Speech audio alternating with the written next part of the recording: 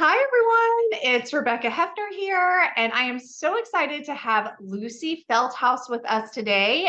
She is a romance author, an indie author, and we are so excited to chat. Welcome, Lucy. Hi, thank you very much for having me on. I'm really excited to be here. Awesome. And you're joining us from England, so you're across the pond. I certainly am, and it's very cold and Oh, it's dark. And so I'm glad that you're bringing a lovely ray of sunshine into my day. awesome. Well, we are so glad that you're here and we cannot wait to hear about your books. So, why don't you tell me a little bit about just to get started, just so people can, if they haven't discovered your books yet, tell me a little bit about how long you've been an author and how many books you've written and what genres you write in. Let me know about you. Okay.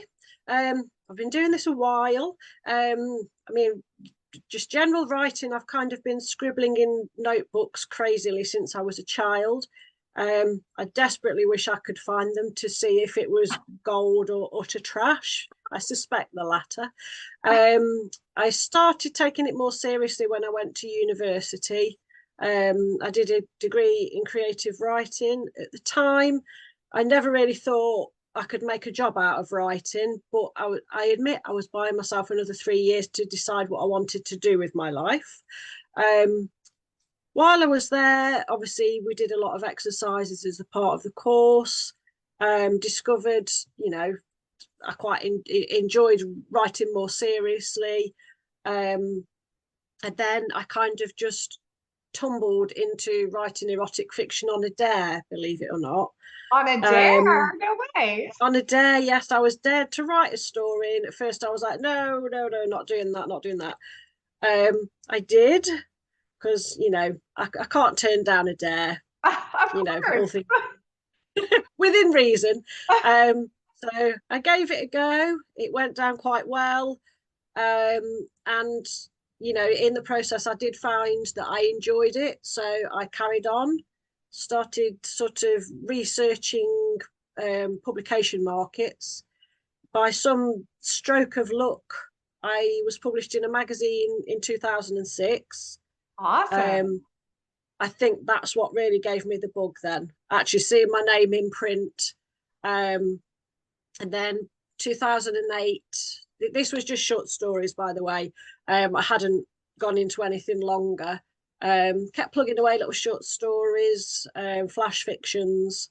Then in 2008 I was published in an anthology, and it just kind of snowballed from there. I write, as I say, I Wow. started very much in sort of pure erotica, but now I sort of go across the spectrum, really, anything from pure erotica right across to steamy hot romance. So Nice. Okay. Well, I know. I think there's pretty much always some measure of the characters getting it on at some point. Hey, listen, we like that here at Indie Audiobook Team. We have a lot of subscribers who like steamy, steamy romance and erotica. We'll take it all here. Good, good. That's We'll keep great. giving it then. Yes.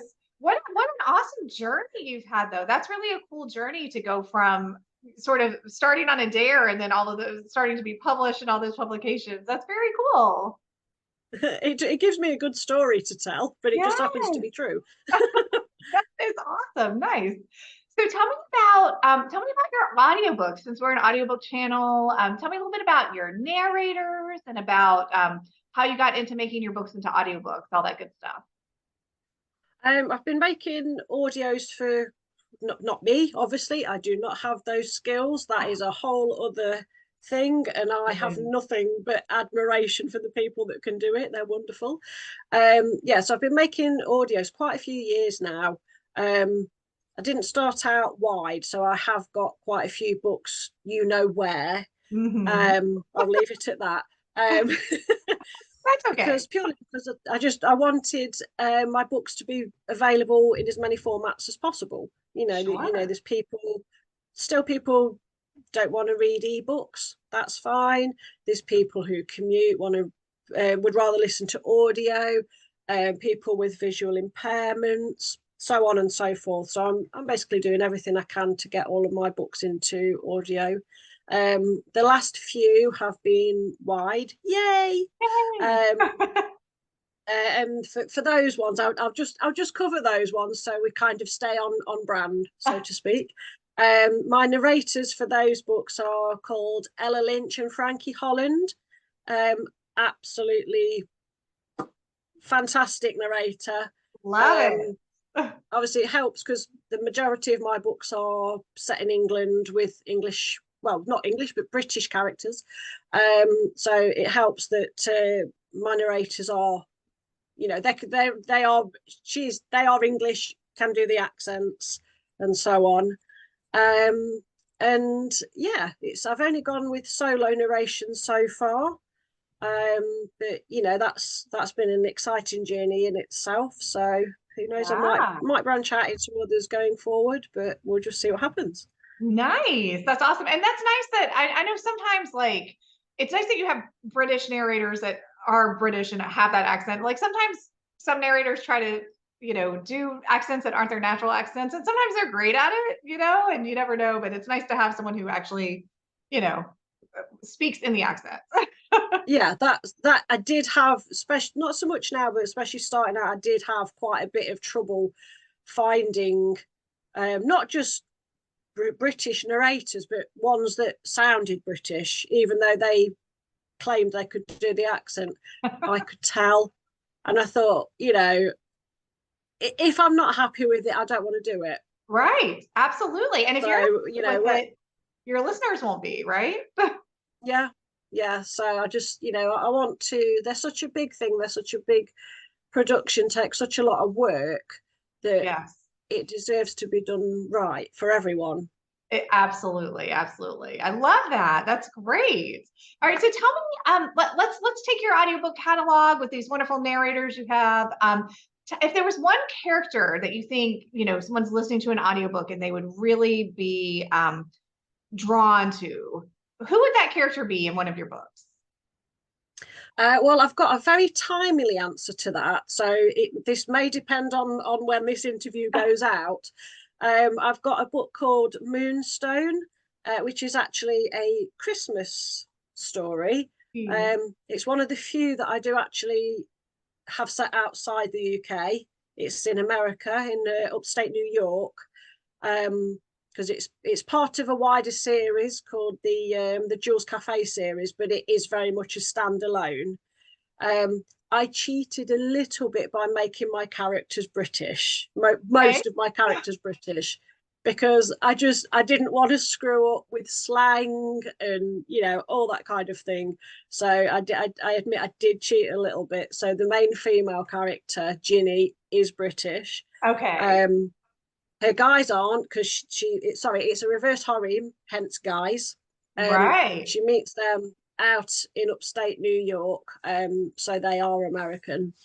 I think people would identify with that at the moment because, as I say, it's a Christmas book, and it's very much about a young woman going, because her parents have moved out there, so she's going to see them for the holidays. Okay. So it's Nice. quite a cozy, lots of snow, house decorated, Christmas trees. I wove in quite a few British traditions, like Christmas crackers that I know a lot of Americans don't know about. Okay. Um, so I had a lot of fun with that, and I think I've made a lot of people Google a lot of things as well. Oh, nice. Hey, that's fine. Like, listen, you got to get the brains working while people are listening, right?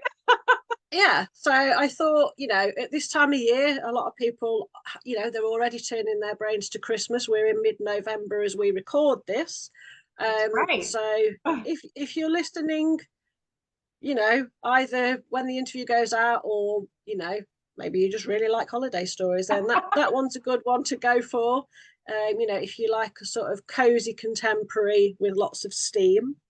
Right. If that's not your bag, or by the time you're watching this, it's the height of summer, maybe. You may want to check out my Dreadnought series, which is also reverse harem. Not quite as steamy. There is still steam, I promise, Okay. but Okay. there's not quite so much steam. And that, because that's a 3-book series, you know, the scenes, the sexy scenes are kind of spaced out across the books. That makes sense. That's very much it is a contemporary. It's a lot more plot and action based, with some superpowers sprinkled in, and a little bit of sci-fi. So Wow. That sounds very interesting. A little sci-fi, some romance, like heck yeah. yeah, it's you know, it's almost a thriller really, and I had a lot of fun writing it. Nice. And that's a There's a complete multiple review as trilogy. well. Nice. Yes, complete trilogy, all in audio, all widely available. Nice. Okay, perfect. So on that note, tell us, for everyone watching, whenever they discover this video, where can we find you? Do you have a website? Are you on social media? Tell me where you are. Um, I'm in a lot of places, maybe too many. I do have a website that, you know, that's the easiest sort of landing page to then go off and find the other bits and bobs if you want to. So I'm at lucyfelthouse.co.uk, but I think .com works as well. If you want to quickly and easily find all my socials, you can go lucyfelthouse.co.uk/linktree. And then that's got all of my retailers, all of my socials. Yeah, in terms of my audios, as I say, the latest handful are available wide. So they're available, yes, you know where, but they're also All the on, you know, places. All the Chirp, places. all the places, Chirp, Barnes and Noble, Kobo, Google Play. You can request from your library if they've got the relevant system. I'm very much encouraging people to do that. I get Me very too. excited when I see a library borrow. It's really exciting. Right? I know. I really feel that way as authors. Like I love Hoopla and Libby and all of these library borrow box, all these library apps, like because they're so great because you're supporting the author, but then you're getting it Yeah, for free. Like it's a win-win for everybody, which is nice. and supporting the libraries too. Yes, absolutely. So, and if we're doing that, if we're looking for your books, what is the one? Give me the title of the one book that people should start with if they haven't listened to anything I think I did kind of just answer that. I think it probably depends on the time of year. yet. If you're Okay. around holiday season or you just really love Christmas books, go for Moonstone. Um, if you're not a holiday fan, not a Christmas fan, and you know, like a bit of a pulse pounding thriller still with some steam, then go with the Dreadnought series, which starts with Search and Rescue. Or if you really want to bag yourself a bargain, which I'm also a big fan of, you can get the Dreadnoughts box set, which has got all 3 books for Nice. one We price. love some box sets here. That's awesome. Very nice. Very nice. Okay, perfect. So, everyone watching or listening, make sure that you check out Lucy's books. They sound amazing for all of our romance lovers and our thriller lovers and all of these great stories. And Lucy, thank you so much for coming on and chatting. It was nice to get to talk to you and to get to know you a little bit. Yeah, thank you so much for having me, and thank you for your wonderful website and everything you do for it and for us. Of course. Yeah, we love it's spreading the audiobook love and the audiobook deals, right? So Absolutely.